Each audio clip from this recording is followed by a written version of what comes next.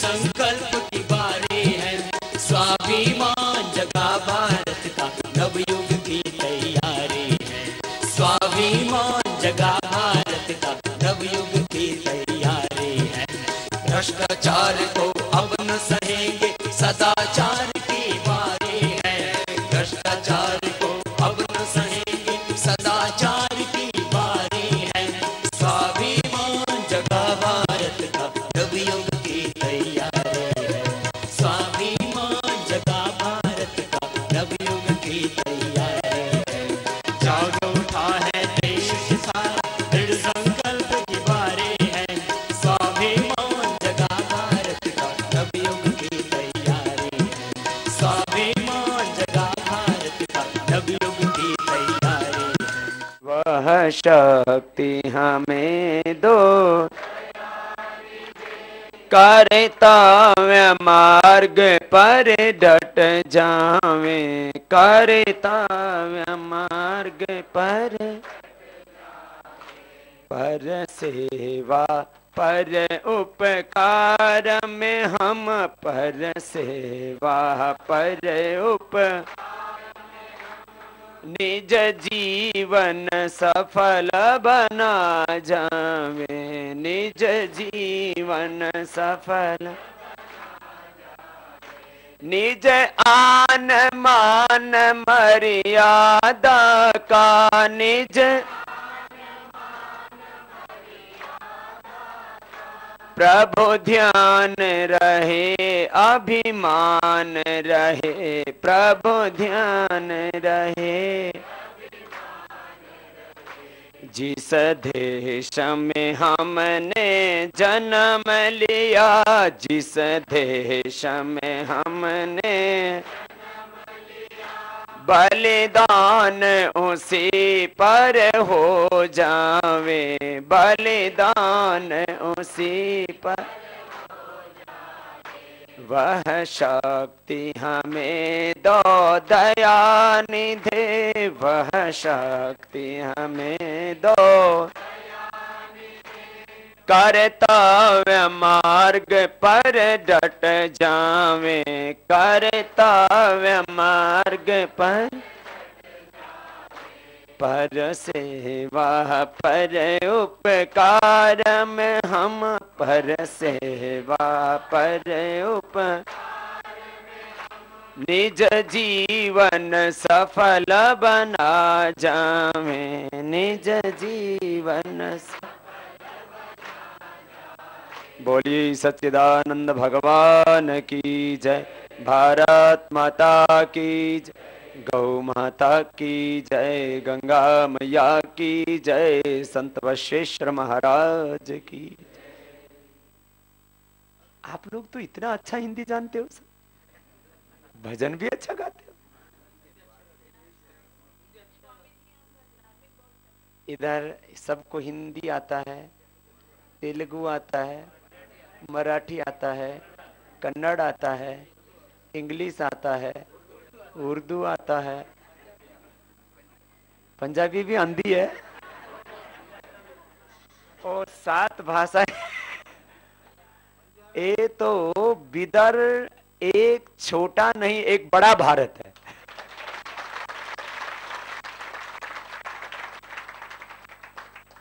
इधर के लोगों में भक्ति की पराकाष्ठा। इतना हजारों किलोमीटर की यात्रा करके आया हूं, जहां से भी देखता हूं उधर ही जैसे किसी की दृष्टि पड़ती है, बाबा जा रहे हैं, एकदम से खड़ा हो जाता है। कोई कोई तो सिगरेट भी पीता है तो भी हाथ ऐसे ही जोड़ लेता है। सिगरेट और बाबा में जब बाबा आया तो सिगरेट भूल गया। बहुत श्रद्धा भक्ति की जगह है। और जो मुझे यहाँ के पत्रकार भाइयों ने बताया कि आजादी के समय जब भारत की राजधानी बनाने का प्रश्न आया तो बीदर का नाम सबसे ऊपर था, ऐसा मैंने सुना है कि पूरा भारत का ये कैपिटल बन सकता है यहाँ। ये तो हैदराबाद पूरा निजाम का जो स्टेट था उसमें काफी दिक्कत आई और सरदार वल्लभ भाई पटेल ने उसमें बहादुरी दिखाई तो जाकर के एक अखंड भारत का सपना पूरा हुआ। लेकिन जो यहाँ के लोगों के अंदर जो भाव है, देखो अभी ये तो वक्त काल का प्रवाह ऐसा होता है, जहां का व्यक्ति ताकतवर होता है वो सत्ता को, शक्ति को अपने पास समेट लेता है।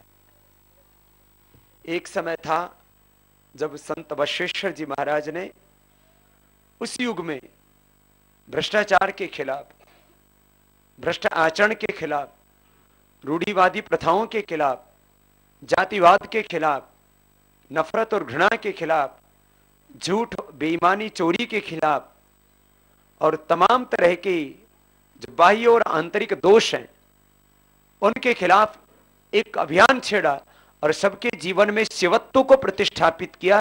तो उस क्रांति का केंद्रीय भीतर बना था। अब 7 शताब्दी पहले की बात है, वो 12वीं शताब्दी। अब इतने कालखंड में बहुत कुछ परिवर्तन हुआ है। अभी भी बीदर में आप अपनी आंखों के सामने 50 साल में देखो बीदर कहां से कहां पहुंच गया। सृष्टि का ये सिद्धांत है, कभी उत्थान होता है तो कभी पतन। लेकिन निश्चित बात है कि बीदर की धरती के पुण्य बहुत अधिक हैं।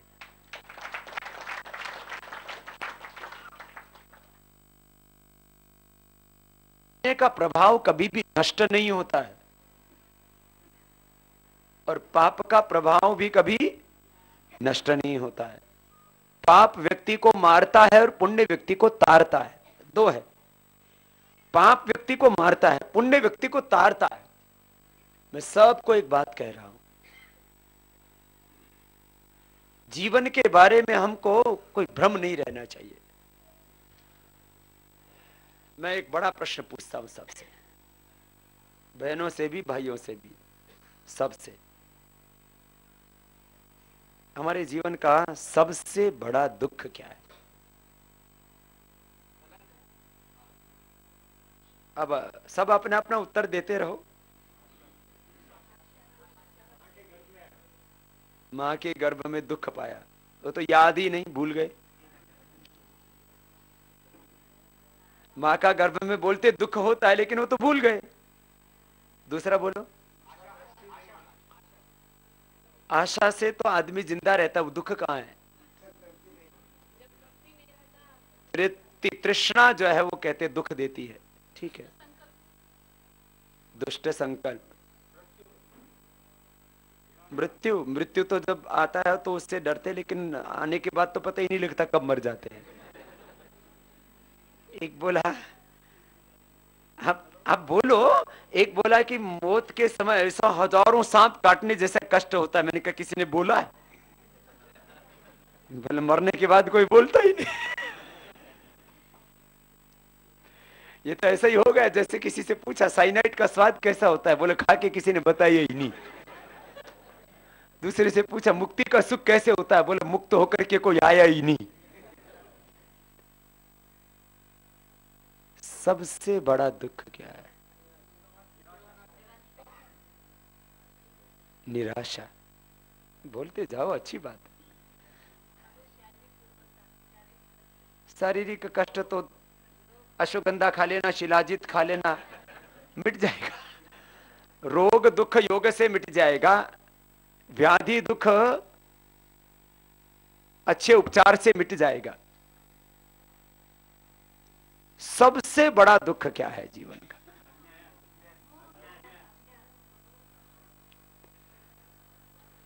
सब दुखों के मूल में है अज्ञान।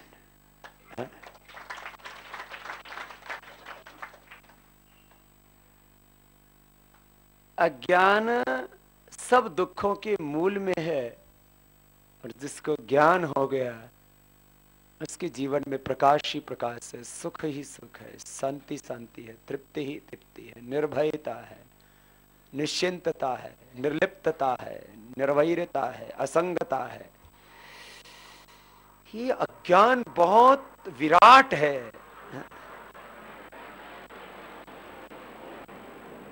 कर्म फल का ज्ञान नहीं होता, इसलिए व्यक्ति पाप करता है, अधर्म करता है, झूठ बोलता है, हिंसा करता है, चोरी करता है, दुराचार करता है, व्यभिचार करता है। जहां जहां अज्ञान मिटता जाएगा ना, आपको स्पष्टता आती जाएगी, क्लियरिटी आती जाएगी। कर्म फल क्या है?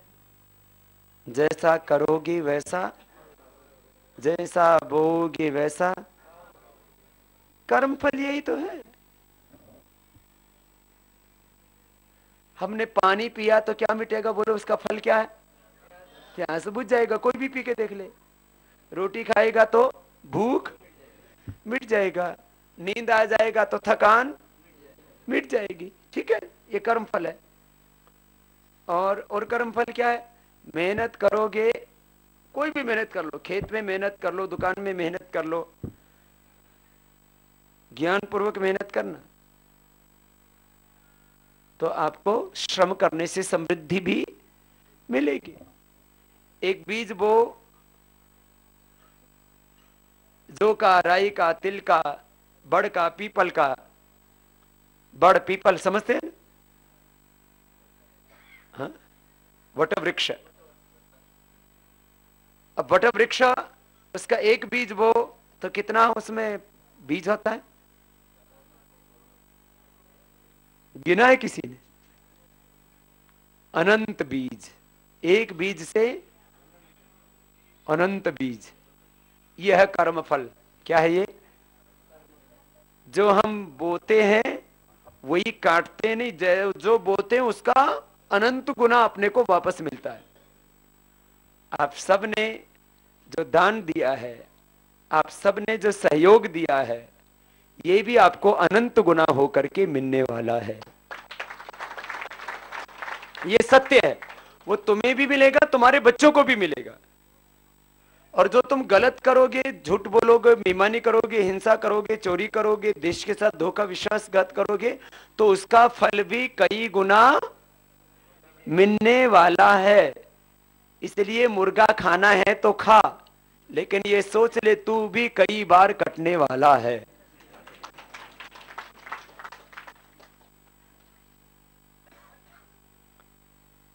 लूटना है तो लूट, लेकिन तू भी फिर लूटने, सोच ले।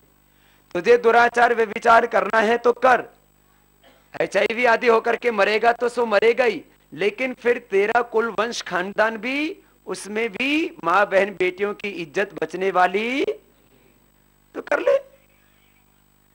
तो तेरी भी मां बहन बेटी के साथ कोई दुराचार व्यभिचार होगा, कर लो। किसी के लिए भी बोल रहा हूं, जो हम करेंगे वो हमें मिलेगा, कई गुना होकर के मिलेगा। तो फिर ये पाप पुण्य क्या है?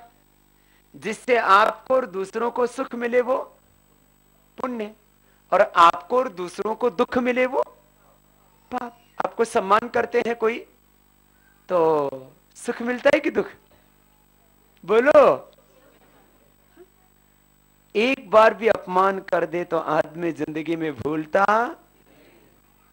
तो किसी का अपमान नहीं करना। यही पुण्य है, यही धर्म है, यही सत्कर्म है। कर्म के बारे में हमको कोई भ्रम नहीं होना चाहिए, अज्ञान नहीं होना चाहिए। कर्म के बारे में ज्ञान नहीं होता, इसलिए आदमी पाप करता है। आहार के बारे में ज्ञान नहीं होता, इसलिए व्यक्ति बीमार होता है। व्यवहार के बारे में आदमी को ज्ञान नहीं होता, इसलिए घर में क्लेश होता है। व्यवहार का ज्ञान न होने से घर में क्लेश, अशांति। करोड़ों अरबों रुपए, मैंने एक देखा है घर में हजारों करोड़ रुपए की दौलत। बहन बोली मैं मरना चाहती। मैंने कहा क्यों? बोले इस घर में मेरे को ना शांति नहीं है। सच्ची बात बता रहा हूं। हजारों लाखों करोड़ जिनके पास में था आत्महत्या करके मर गए। क्यों? शांति नहीं, क्लेश।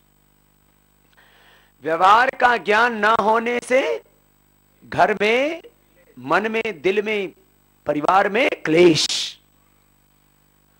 व्यापार का ज्ञान ना होने से व्यापार में घाटा, व्यापार में, और उससे दुख होता है, मेरा सब कुछ लुट गया और इसका बीपी बढ़ गया। व्यापार में घाटा हुआ, बीपी में बढ़ोतरी हो गई,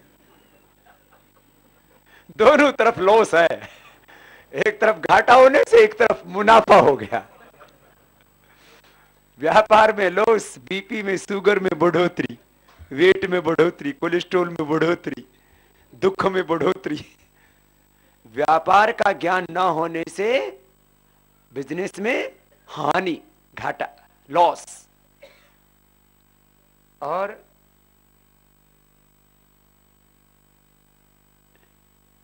जीवन का बोध नहीं होता, जन्म का बोध नहीं होता, आत्मबोध नहीं होता, इसलिए संसार में सारा दुख है। आत्मा का, परमात्मा का ज्ञान न होने से सारा संसार का दुख है। अरे हम सब भगवान के यंत्र हैं। ये सब भगवान ने अपना काम करने के लिए आदमी रूपी यंत्र बनाया।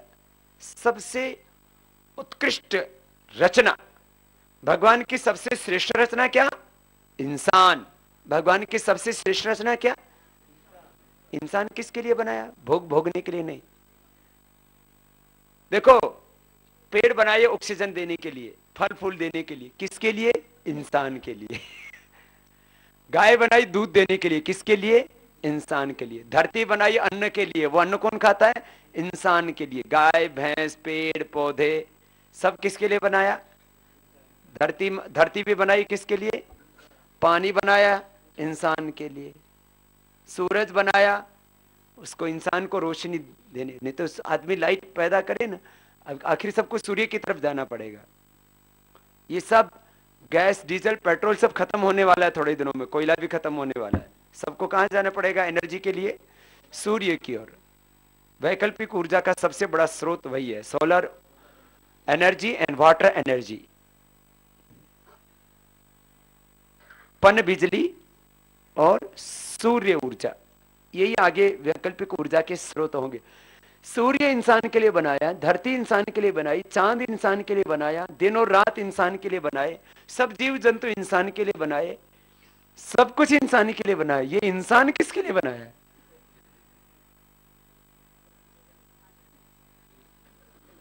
इंसान भगवान के लिए बना है।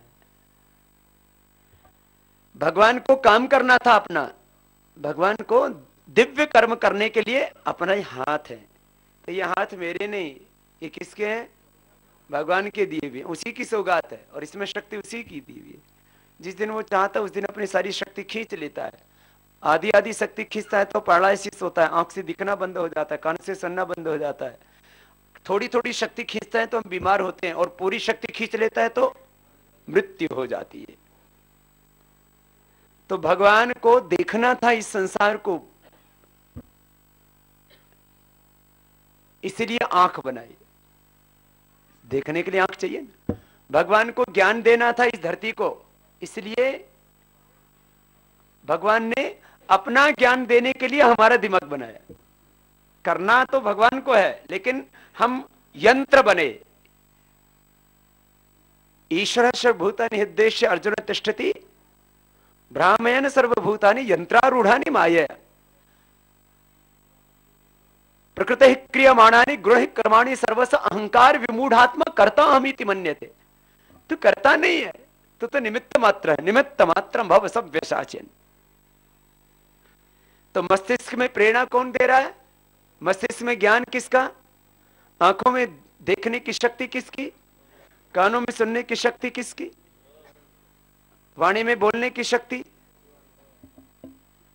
तो आदमी को यह अज्ञान के कारण से मान लेता है मैं सब कुछ हूं। यही केनोपनिषद है। केनेशितम पतत प्रेषितम मनः केन प्राणः प्रथमः प्रैति युक्ताः केनेशितम वाचमिवं वदन्ति चक्षुः श्रोत्रं क उदेवो युनक्ति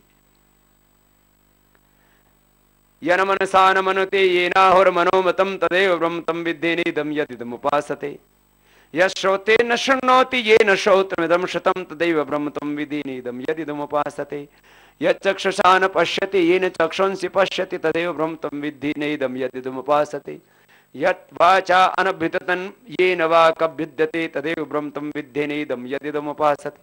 यही यक्ष का प्रसंग, यक्ष और प्रजापति का प्रसंग आप सुनते रहते हो ना, ये केनोपनिषद में प्रसंग बताया। अग्नि ने कहा मेरे अंदर इतनी ताकत है कि मैं सारे संसार को जला दूं। वायु ने कहा कि मेरे अंदर इतनी ताकत है मैं सारे संसार को उड़ा दूं। भगवान जी ने एक दिन का रख दिया, बोल उड़ा के दिखा। उड़ा नहीं पाई। बोल महाराज ये सारी शक्ति ब्रह्म से है, तुझे भ्रम है कि मुझसे है। सारी शक्ति किससे है? ब्रह्म से। किससे बोलो? ये शक्ति हम में है, ये भ्रम है। ये शक्ति का स्रोत क्या है? ब्रह्मा, भगवान, शिव तत्व, कुछ भी बोलो उसको तुम। तो भाई बहनों, अज्ञान से सारा दुख है। अज्ञान में ऐसे पागल हो रखे, मैं ऐसे भगवान के यंत्र बन के काम करना। एक है सामान्य जीवन, एक है सामान्य जीवन, एक है विशिष्ट जीवन, एक है दिव्य जीवन। सामान्य जीवन तो सब जी रहे हैं, इसमें कोई डॉक्टर, इंजीनियर, साइंटिस्ट, पॉलिटिशियन, कलाकार, छायाकार, चित्रकार, संगीतकार, कोई बड़ा किसी को गुण मिल जाता है तो वो सक्सेस हो जाता है अपनी लाइफ में, उसको बोलते हैं विशिष्ट आदमी। सामान्य जीवन, विशिष्ट जीवन और एक दिव्य जीवन। एक तो सामान्य जीवन भी नहीं होता, एक तो बहुत दुखमय जीवन होता है, जड़ता, पशुता उसमें होती है। कुछ लोग इंसान के रूप में भी हैवान, शैतान जैसे होते हैं, हजारों लाखों लोगों को गोलियों से मारते रहते हैं, वो तो राक्षसी जीवन है, पशुता का जीवन है वो। तो हमको सामान्य जीवन नहीं जीना, हमको विशिष्ट जीवन भी नहीं जीना। कैसा जीवन जीना बोलो तो? दिव्य जीवन। इसी को श्री अरविंद ने कहा लाइफ डिवाइन, डिवाइन लाइफ। एक है सामान्य दृष्टि, एक है दिव्य दृष्टि, एक है सामान्य वाणी, एक है सामान्य ज्ञान, एक है सामान्य जीवन, एक है ये सामान्य सत्य है कि हम सब जी रहे हैं, सब जिंदा है ना, कोई मुर्दा तो नहीं बैठा ना, हम जी रहे हैं। ये भौतिक सत्य है, ये व्यवहारिक सत्य है, लेकिन अंतिम सत्य क्या है? सबको जीवन देने वाला भगवान है, ये अंतिम सत्य है ना? ये याद रहना चाहिए। अंतिम सत्य, परम सत्य, अंतिम सत्य क्या है? भगवान। अच्छा, कुछ लोग बोलते बाबा जी आप लोग सब साधु संत महात्मा भगवान जी करते रहते हो। मैंने कहा तू क्या करता है? वो था बोलो मुझे तो सुबह से शाम तक ना पत्नी की याद आती है। मैंने पत्नी से पूछा तुझे किसकी याद आती है? मुझे गहनों की याद आती है। मैंने गहने से पूछा तू कहां से आया? बोले मुझे भगवान की याद आती है। क्योंकि गहना किसने बनाया? सोना किसने बनाया? चांदी किसने बनाई? स्त्री पुरुष जिनको तुम बहुत प्यार करते हो ना, कुछ कहते तुझमें रब दिखता है यारा, मैं क्या करूं, सजदे सर झुकता है, तुझमें रब दिखता है। किसी को गलत मत मानना। तो कुछ तो है ना, आदमी में कुछ तो सुख है ना। अच्छा, और किसमें सुख है? अच्छा, आपको अच्छा देखने को चाहिए, बुरा बुरा? अच्छा देखने को तो देखने की अच्छी चीज में सुख, अच्छे संगीत में, अच्छे स्वर में सुख, अच्छे स्वाद में सुख, अच्छे स्पर्श में सुख है, अच्छे स्त्री में, अच्छे पुरुष में सुख है। इसको नकारो मत ना, जड़तावादी मत बनो, पलायनवादी मत बनो। हाँ, स्त्री में भी सुख है, पुरुष में भी सुख है, शब्द में भी सुख है, रूप में भी सुख है, स्वाद में भी सुख है। इसका स्रोत क्या है? सोना में भी सुख है। एक आदमी की घड़ी मैंने कहा कितने की? बोले बाबा 5 करोड़ की। मैंने उसको एकदम छुआ ही नहीं। मैंने कहा ज्यादा टाइम अच्छा बताती है? बोले बाबा टाइम तो वही बताती है।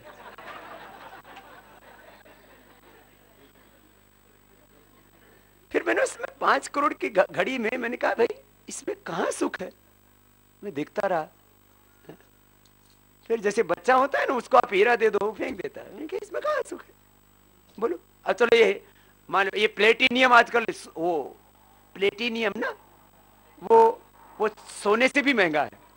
तो प्लेटिनियम को तो इसमें बड़ा सुख है। हमको तो एक ही जैसा लगता है सब, प्लेटिनियम भी। दुनिया पैकेजिंग के पीछे पागल हो रखी है। मैंने कहा आदमी भी तो पागल हो रखा है। भीतर तो सब के अंदर क्या भरा पड़ा है? सब के भीतर चमड़ी के नीचे खून, उसके नीचे हड्डियां मांसपेशियां, और अंदर जाओ तो भीतर मलमूत्र भरा पड़ा है।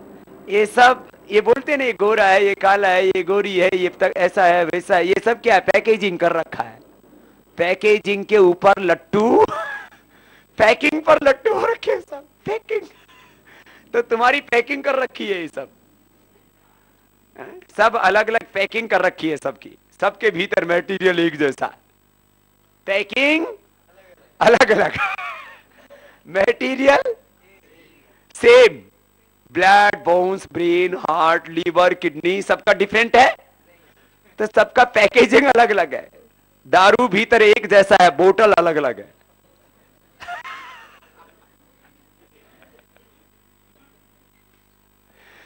इसी में पागल हो रखे हो। तो भाई बहनों, ये अज्ञान के कारण से दुख है। सब रूप के मूल में कौन? सब सुख के मूल में कौन? सब ये ऐश्वर्य, सोना चांदी, इसको ऐश्वर्य धन मानते हैं ना। मेरे पास धन आ जाएगा तो सुखी हो जाऊंगा। मैंने जिसको भी देखा वो धन वाला ऐसे ही सोचता है, मेरे पास धन आ जाएगा तो सुखी हो जाएगा। एक के बाद दो, दो के बाद चार, 5, 6, 7, 8, 9, 10, 100 शून्य लगते जाते हैं। उसका तृप्ति, तो तृप्ति किस में? तृप्ति ज्ञान में है। ज्ञाने न तृप्ति ही न तो भोगे न। ज्ञान से तृप्ति है, भोग से नहीं। न भागो न भोगो, न भागो न भोगो, जागो। भागने वाला कायर, कमजोर, बुजदिल, और भोगने वाला मूर्ख, अज्ञानी। जागने वाला ज्ञानी, वह आपको बनना। ज्ञानी ही सुखी है।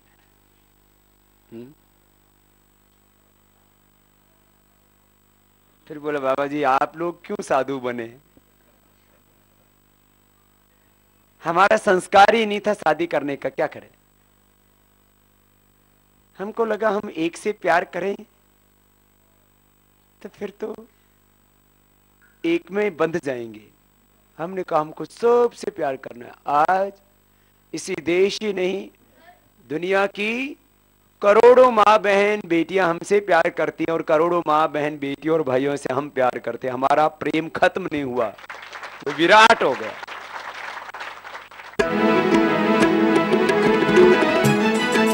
पाना है। मैंने सुना है दुनिया का कोई भी सुख पहली बार बहुत अच्छा लगता है, बाद में प्राप्ति समाप्ति। आपने अपना आंखें बंद करके मूल्यांकन करो। पहली बार पत्नी से मिले, पति से मिले, अच्छा लगा। बाद में बोले तो ये तो पागलपन था। जो पहली बार गाड़ी आई तो अच्छी लगी, गाड़ी में पैर रखने के बाद तो सामान्य हो गई। पहली बार घर का ओपनिंग किया तो बहुत अच्छा लग रहा था, बड़े चाव से बनाया। जब रहने लगे तो कोई आकर्षण नहीं रहा। जो मिल जाता है वो खत्म हो जाता है। भगवान इसीलिए आज तक किसी को मिला नहीं, नहीं तो भगवान भी मिल गए होते, बोले देख लिया भगवान भी। जो हमें मिल जाता है, प्राप्ति समाप्ति, उसका आकर्षण खत्म। हाँ, ये दुनिया का सिद्धांत है। और फिर आदमी एक के बाद दूसरे को चाहे तो भी तृप्ति नहीं होती है। कोई सोचे कि एक के बाद दूसरी शादी करूंगा, तीसरी, 5वीं, 10वीं, 50वीं। हाँ, एक आदमी से मैं मिला, उसने मेरे से बोला बाबा मुझे दुख से उभार लो। मैंने कहा क्यों? बोले मैंने बहुत गलत काम किए, मैंने सोचा मैं तृप्त हो जाऊंगा। मैंने 50 के साथ मुंह काला किया, लेकिन आज मेरे मरने की इच्छा हो रहा है।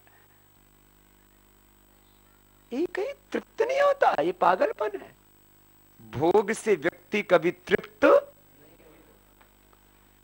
ये भोग फंसाने के लिए नहीं, भगवान ने अपने ओर बुलाने के लिए कि देख इसमें कितना सुख है, उसी में वहीं ठहर जाते हैं। जैसे अभी तो बहुत हाईटेक हो गया जमाना, पहले जैसे कोई व्यापारी होता था ना, तो गोदाम में अंदर गेहूं चावल भरा हुआ है, तो चूहा से बचाने के लिए क्या करता था, थोड़े से गेहूं चारों तरफ डाल दिया, तो चूहा आता था उसी को लेके चला जाता था। चीनी अंदर भरा पड़ा है तो थोड़ा बाहर चीनी डाल दिया, तो चींटी आई उसी को उठा उठा के चलती गई। तुम चूहों और चींटियों की तरह ये थोड़ा थोड़ा सुख मिलता है ना। कितना अच्छा दृश्य है, कितना अच्छा रसना का सुख है, कितना अच्छा वासना का सुख है। भगवान ने कहा ठीक है तेरे को यही चाहिए तो यही भोग मर यही। तो सब सुखों के मूल में कौन? भगवान।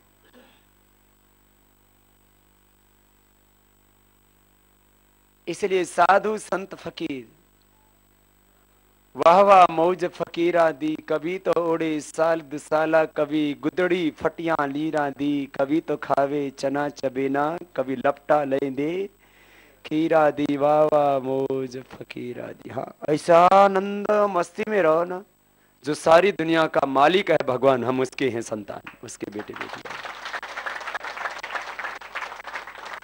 और एक ये परम सत्य की अनुभूति, परम सुख की अनुभूति, एक परम सुख, एक है सामान्य सुख, एक है परम सुख, एक है सामान्य सत्य, एक है परम सत्य। ऐसा भाव 24 घंटा बना रहे, 24 आवर्स, ऐसे डिविनिटी, ऐसे डिवाइन इमोशन, ऐसा डिवाइन इंस्पिरेशन,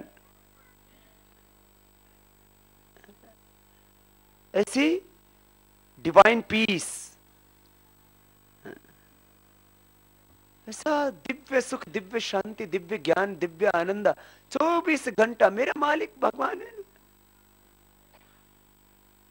इसलिए ये स्थिति आने में देर तो लगेगी, लेकिन सबको यहीं आना है। ठोकरें खा खा करके यहीं पहुंचोगे। जो समझदार होंगे थोड़ा जल्दी समझ जाएंगे, जो नादान होंगे वो बोले थोड़ा और भोग ले, और भोग ले, भोग भोग के फिर रोग पैदा होगा, फिर कहेगा अरे बाबा जी ठीक ही कह रहे थे। कुछ लुट पिट के आएंगे, कुछ जल्दी आ जाएंगे। आना यही है।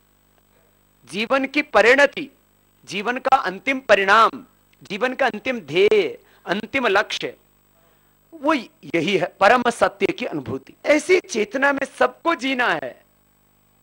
तो मैं कह रहा था जीवन में सब दुख किससे है बोलो? और योग किसके लिए है? ज्ञान की प्राप्ति के लिए। व्याधि का मिटना तो सामान्य घटना है, समाधि। योगांग अनुष्ठानात्, सब मेरे साथ बोलोगो, योगांग अनुष्ठानात् अशुद्धि क्षये ज्ञान दीप्ति ही अविवेक ख्याते ऋते ज्ञानान न मुक्ति ही नहीं जाने न सदृशम पवित्रम इह विद्यते तत्स्वयं योग संसिद्धाः कालेन आत्मनिविन्दति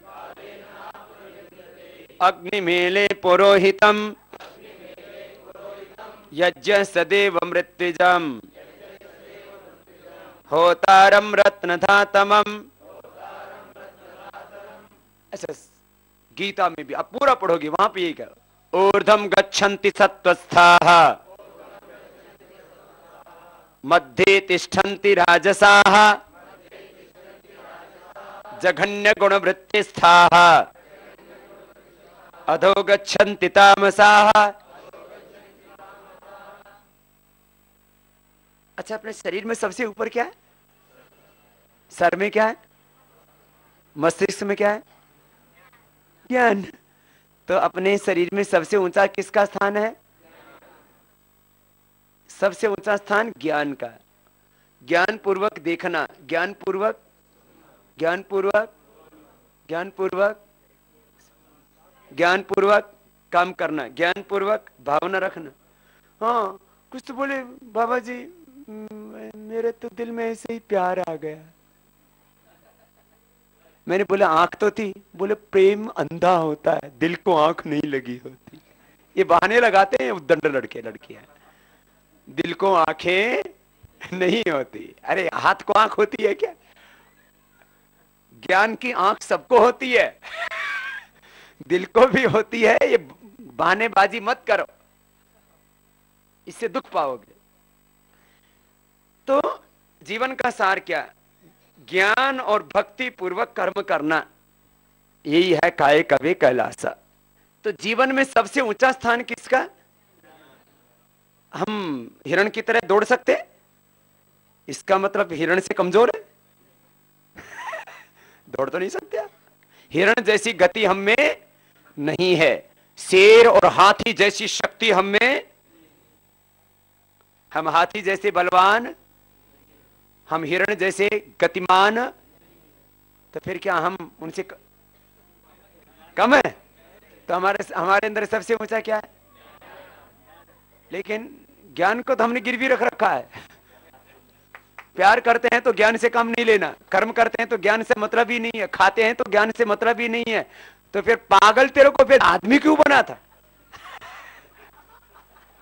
बोले मुझे सोच समझ के नहीं खाना, जो आएगा वही खाऊंगा। मुझे सोच समझ के नहीं सुनना, ज्ञान पूर्वक नहीं सुनना, मुझे तो जो अच्छा लगेगा ढुड़ुम ढुड़ुम यही सुनूंगा। हमें तो लूट लिया हुस्न वालों ने, तो लूटेगा। ये सब पैकेजिंग के चक्कर में पड़े हुए, मैंने देखा पढ़े लिखे। अरे भाई भीतर सबका मटेरियल एक ही जैसा है, और उसका मूल तत्व, मनस्तत्व, शरीर तत्व, आत्मा तत्व, परमात्मा तत्व एक है। बहुत्व में एकत्व का दर्शन करो। कहां फंसे हुए हो? सुनो, ज्ञान दे रखा है, लेकिन ज्ञान को तो हमने गिरवी रख दिया है, इसीलिए दुख है। तो सब दुख का मूल क्या है? अज्ञान। सब बच्चों को हम समझाएं, समझते ही नहीं। बोले हमको ये सब ये ज्ञान ज्ञान की बातें बोले और किसी से करना। भाई हम और किसी से नहीं कह रहे, तुझसे इसलिए कर रहे हैं। सोच, इसका परिणाम देख, बस। हम तो कुछ नहीं कहते, परिणाम देख ले चल। और कुछ नहीं समझ में आता। कुछ चीजों का परिणाम तुरंत आता है, कुछ का परिणाम देर में आता है। अब एक सिगरेट पीने से, एक दिन तंबाकू खाने से कैंसर नहीं होगा, रोज खाने से होगा। एक दिन पैसा कमाने से कोई धनवान नहीं होगा, एक दिन में कोई काम। उसके लिए क्या चाहिए? निरंतरता। और निरंतरता, कंटिन्यूटी, और उसका रिजल्ट देखो। जो अच्छा हो करो, अब मत रोको बच्चों को किसी भी काम से। बोले बेटा देख ले इसका परिणाम क्या है, इसका रिजल्ट क्या है, रिजल्ट देख के काम करो। तो मैं बोल रहा था, जीवन में मनुष्य के पास सबसे ऊंचा क्या चीज है?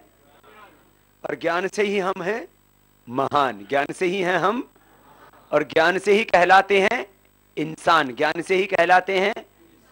नहीं तो और दूसरे, नहीं तो मनुष्य होगा पशु समान। हाँ, क्या अंतर? हमसे ज्यादा अच्छे बच्चे पैदा कर लेते हैं, नॉर्मल डिलीवरी होती है। सुअर तो 10-10 पैदा करता है एक बार में, एकदम हॉस्पिटल में भी जाने की जरूरत नहीं पड़ती है। हम बच्चा पैदा करने से ही, मां नहीं है, बच्चा पैदा करो। भगवान राम जैसा, भगवान कृष्ण जैसा, स्वामी विवेकानंद जैसा, स्वामी दयानंद जैसा, और कोई जैसा नहीं पैदा करो तो कम से कम मेरे जैसा ही पैदा कर देना।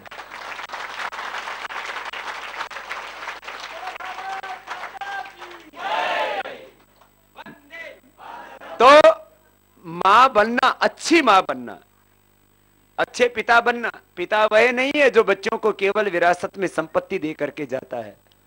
पिता वह है जो बच्चों को विरासत में संस्कार दे करके जाता है। ऐसा पिता बनना। तो सबसे बड़ी चीज क्या है हमारे पास? बोलो। होता क्या है? एक बहुत बड़ी बात बता रहा हूं। आदमी को अच्छा बनने के लिए लगता है पूरा जीवन, अच्छी आदत के लिए लगता है पूरा जीवन, सच बोलने में लगता है पूरा जीवन, और झूठ बोलने में कितनी देर लगती है? अच्छी आदत बनाने में लगता है पूरा। एक बार भी छोड़ दोगे तो अच्छी आदत छूट जाती है, और बुरी आदत जबरदस्ती खींचती है। तुम्हारे अंदर भी कुछ कुछ है, तुम मत मानो ये तो एक तरह का व्यसन है। अरे चाय पीनी तो छुटती नहीं है, देर से उठना तो बंद नहीं होता है, देर से तक सोते रहना ये भी तो बुरा व्यसन है। गुस्सा करना, कठोर बोलना, क्या आप लोग कठोर नहीं बोलते हो? छूटता क्यों नहीं है? बोलो बोलना चाहिए, नहीं बोलना चाहिए ना? बोले तो नको, हाँ? नहीं बोलना चाहिए ना? तो फिर बोलते क्यों? छूटता नहीं है बाबा। तब बोलो अब सबसे बड़ी चुनौती क्या है? सबसे बड़ी चुनौती और सबसे बड़ी बहादुरी, सबसे बड़ा काम अपने स्वभाव में परिवर्तन।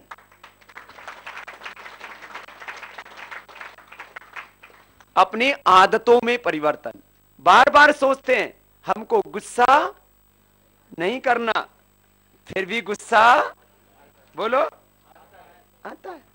बार बार सोचते हैं कल से योग करेंगे, लेकिन हम योग क्या है? फिर आलस्य का स्वभाव है, आलस्य हमारा स्वभाव बन गया। कठोर बोलना हमारा, रिएक्शन करना। अच्छा पेड़ पौधों को देखो, कोई इन पर विष्ठा कर रहा है, कोई इनके पत्ते तोड़ रहा है, आंधी आ रही है तो वो भी इसी को सता रही है, धूप आ रही है, सर्दी आ रही है तो सर्दी से पत्ते जल जाते हैं, गर्मी में पत्ते जल जाते हैं, गर्द उठती है तो गंदे हो जाते हैं, कोई रिएक्शन। और यहाँ थोड़ा सा भी कुछ जरा कठोर आंखों से भी देख ले तो एकदम रिएक्शन होता है। तो बोलो आज अपने आप को बदलोगे? हाँ? किसमें क्या परिवर्तन करना है? गुस्सा बोलो नहीं करना, रिएक्शन कठोर, तो स्वर्ग बन जाएगा घर। हाँ जैसे ही पति ने कुछ कहा तो पत्नी भी ठीक है, तो मेरे अंदर भी स्वाभिमान है। मैं अभिमान को स्वाभिमान बोलते रहते हैं हम लोग। स्वाभिमान में तो विनम्रता होती है, स्वाभिमान में तो प्रेम होता है, स्वाभिमान में तो सत्य होता है, उसमें कोई अहंकार। हम लोग अभिमान को स्वाभिमान बोलते रहते हैं और एक दूसरे से पशुओं की तरह लड़ते रहते हैं। तो आप लोग सोचते हो ना, तो जीवन की सबसे बड़ी उपलब्धि, जीवन की सबसे बड़ी चुनौती, जीवन का सबसे बड़ा चैलेंज, जीवन की सबसे बड़ी उपलब्धि, अचीवमेंट क्या है? बोलो जोर से बोले तो आज सब लोग क्या क्या परिवर्तन करेंगे?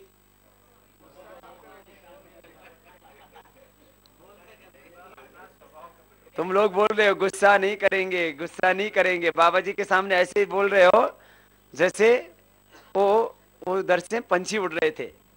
बोले वो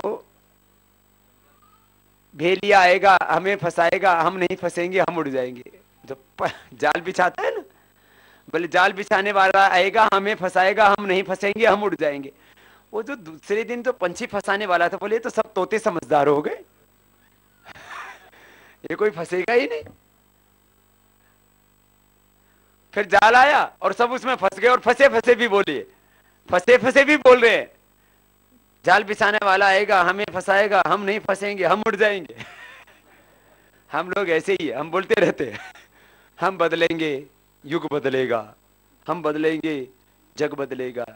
गुरु बसवन्ना का शब्द बोला ना, गुस्सा नहीं करना, निंदा, चोरी, दूसरे से घृणा, यही शिव को प्रसन्न करने का, यही लिंग दर्शन का, शिवत्व को पाने का, बहिरंग अंतरंग शुद्धि का लक्ष्य है। यही साधना है, यही योग है, यही धर्म है, यही अध्यात्म है। हम अपने स्वभाव में परिवर्तन करेंगे ना, ये अनेक जन्मों से तैयार होता है। स्वभाव अनेक जन्मों से निर्मित होता है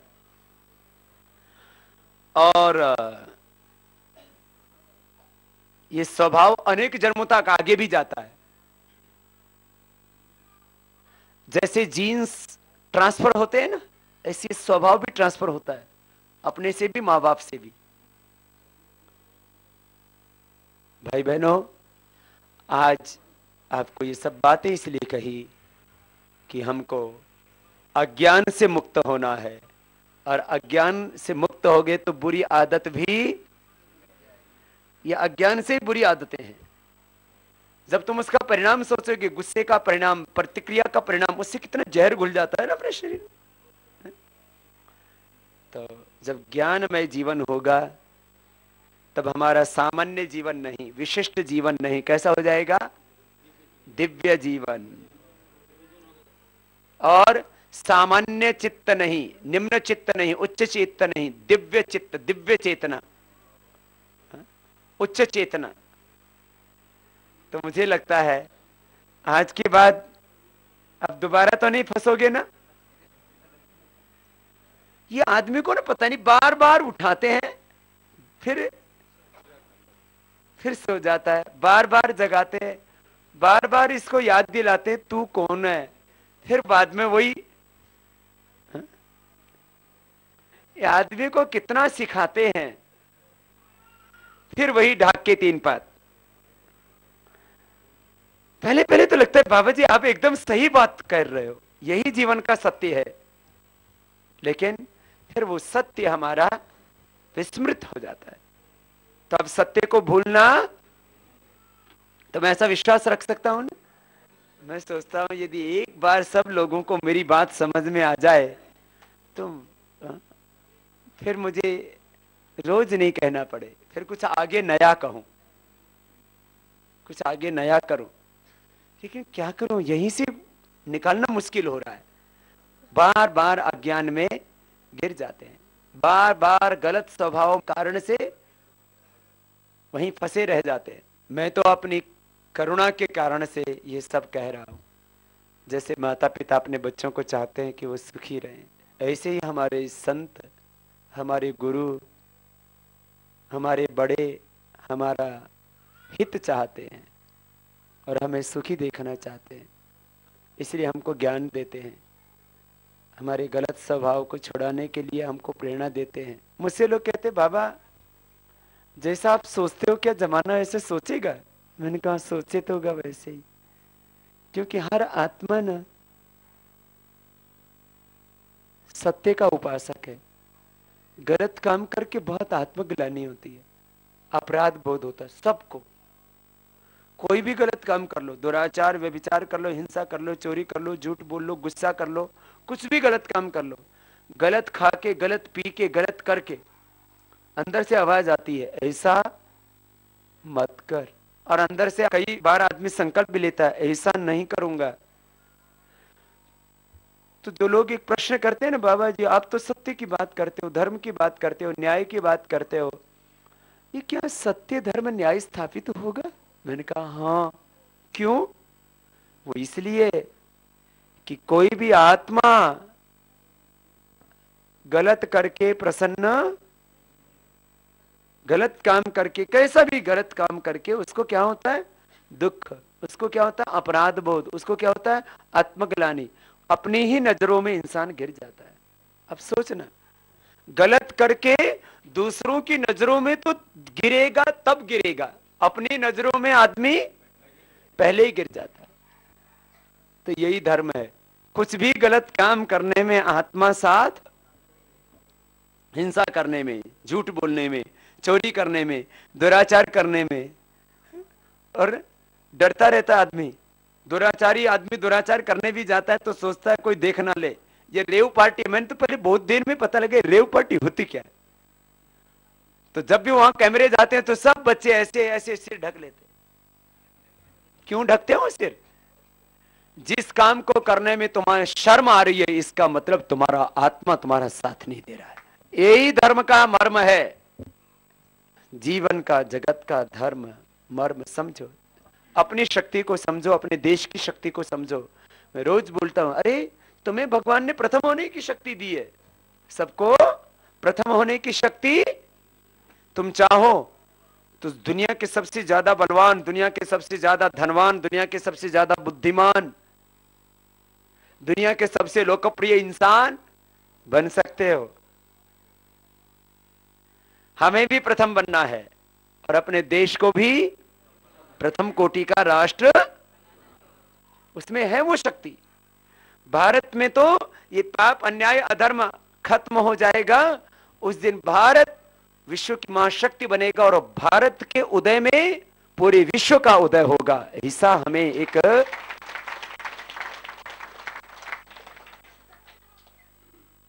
युग परिवर्तन का काम करना है। अपने हाथों से एक नए राष्ट्र का, दिव्य राष्ट्र का, दिव्य विश्व का निर्माण करना है। दिव्य जीवन, दिव्य समाज, दिव्य राष्ट्र, दिव्य विश्व, divine world, divine family, divine society, divine life, everything is divine, everything is God. ऐसा ऊंचा भाव सबके भीतर लाना है। इसके लिए मैं जगह जगह घूमता रहता हूं। मेरे भीतर का भगवान, मेरे भीतर का ज्ञान, मेरे भीतर की आत्मा, मेरे भीतर का परमात्मा, मेरे भीतर की करुणा मुझे चुप नहीं बैठने देती। क्या करूं, मेरा भी ये स्वभाव बन गया है। लोग कहते बाबा तू क्यों पागलों की तरह घूम रहा है? मैंने कहा क्या करूं, मेरा स्वभाव बन गया।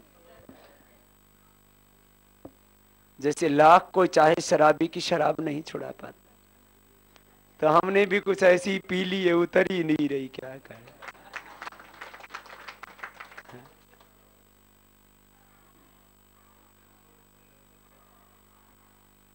स्वामी विवेकानंद की भाषा में मुझे पूरा विश्वास है, जो मेरे हृदय में ज्ञान की अग्नि धधक रही है, प्रेम और करुणा का, वात्सल्य का सागर बह रहा है, जो देशभक्ति की ज्वाला मेरे हृदय में फूटी है, जरूर मेरे एक एक भारतवासी के हृदय में वो ज्ञान की अग्नि प्रज्वलित होगी, वो स्वाभिमान की अग्नि प्रज्वलित होगी और मेरा भारत जरूर आगे बढ़ेगा। ये देश भी हमारे लिए मात्र एक जमीन का टुकड़ा नहीं है, यह हमारी मां है, यह हमारी मां है। और मां के सीने के ऊपर बैठ करके कोई उसकी छाती में छुरा घोंपे, उसको खून से लथपथ कर दे, ये उसका बेटा नहीं देख सकता। तो आज खून से लथपथ है भारत माता, और हम सब इसके बेटे बेटियां यदि अपनी भारत माता को इस दयनीय अवस्था में छोड़ देते हैं, तो हमारे भीतर एक अपराध बोध रहेगा, एक आत्मग्लानि रहेगी।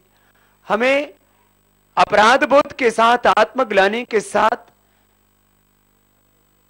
एक निस्तेज संतान की तरह जीवन को नहीं जीना है। हमने भारत मां को मां कहा है, धरती को मां कहा है, हमें इस धरती माता का दुख कम करना है, हमें इस भारत माता के दुख से इसको त्राण दिलाना है। और जो खून से लथपथ भारत माता है, इस भारत माता को परम वैभवशाली बनाना है, अपने हाथों से बनाना है। यह है भारत स्वाभिमान, और इसके लिए आप सबको करना है काम।